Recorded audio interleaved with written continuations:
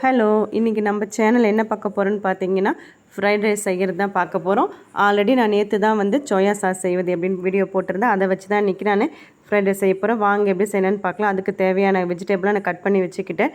ஒரு வானல் சூடுபடுத்திக்கிட்டு 2 table spoon oil சேர்த்துக்கிட்டேன். ஆனியன் தேவையான சேர்த்துக்கிட்டு கூடவே இஞ்சி பூண்டு பேஸ்ட்டு சேர்த்து வதக்கிட்டேன். பீன்ஸையும் கேரட்டையும் ஃபஸ்ட்டு சேர்த்து வதக்கிட்டேன். கூடவே சால்ட்டும் ஆட் பண்ணிக்கிட்டேன். ஆல்ரெடி நான் ரைஸ் குக் ஆகும்போதே சால்ட் ஆட் பண்ணிக்கிட்டேன். அதனால் கொஞ்சமாக தான் சேர்த்துக்கிட்டேன். கொஞ்சம் ஃபியூ மினிட் வந்து மூடி வைங்க. அப்போ தான் வந்து இந்த காய் ஃபஸ்ட்டு கொஞ்சம் குக் ஆகும். நெக்ஸ்ட்டு நம்ம கோஸ் ஆட் பண்ணிக்கலாம். உங்கள் கிட்டே வந்து கேப்சிகம் இருந்தாலும் நீங்கள் ஆட் பண்ணிக்கோங்க. ஆனால் பச்சை பட்டாணி இருந்தாலும் நீங்கள் ஆட் பண்ணிக்கோங்க. நான் அதெல்லாம் ஸ்கிப் பண்ணிவிட்டு இது மட்டும்தான் ஆட் பண்ணேன். நான் செஞ்சு வச்சுருந்த ஹோம்மேட் சோயா சாஸை 2 டீஸ்பூன் ஆட் பண்ணிக்கிட்டு அதையும் சேர்த்து நல்லா வதக்கிக்கிட்டேன். சாதம் வந்து ஜீரக சம்பா அரிசி தான் வடிச்சிருந்தேன். நல்லா உதிரி உதிரியாக வரணும். நீங்கள் ஆல்ரெடி வீட்டில் இருக்க ரைஸ் கூட நம்ம செய்யலாம்.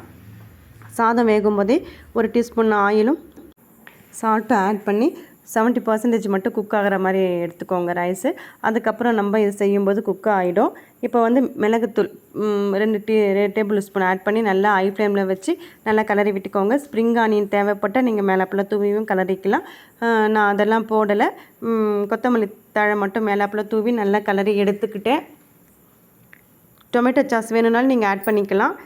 இதுதான் ஃப்ரெண்ட்ஸ், நான் இன்றைக்கி என்னுடைய பசங்களுக்காக செஞ்ச லஞ்ச் பாக்ஸ் ரெசிபி. நீங்களுமே ட்ரை பண்ணுங்கள்.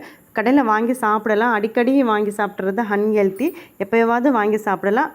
பசங்க அடிக்கடி விரும்பி சாப்பிட்றாங்க கேட்டாங்கன்னா பசங்களுக்கு வெஜிடபிளும் ஆட் ஆகும். சோயா சாஸ்லாம் நம்ம வீட்லேயே செஞ்சு இது போல் பசங்களுக்கு செஞ்சு தரும்போது ரொம்பவே நல்லாயிருக்கு, ஹெல்த்தியாகவும் இருக்குது. நீங்களுமே கண்டிப்பாக ட்ரை பண்ணுங்கள். ஓகே ஃப்ரெண்ட்ஸ், பாய்.